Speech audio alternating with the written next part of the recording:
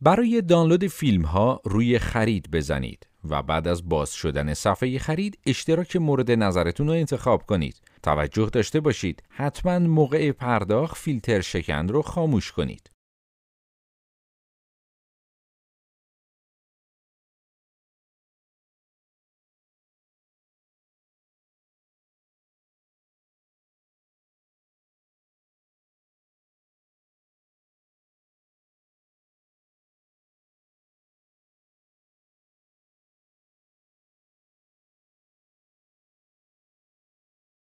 بعد از پرداخت چون برای دریافت فیلم ها به ربات تلگرام هدایت میشین، حتما باید فیلتر شکن رو روشن کنید.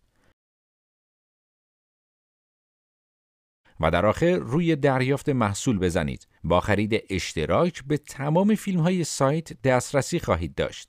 اگر لینک دریافت محصول باز نشد، روی اشتراک گذاری بزنید و در گوگل یا کروم آن را کپی کنید و مجددا لینک رو باز کنید و روی دریافت محصول بزنید. و از تماشای فیلم و سریال دانلود شده لذت ببرید.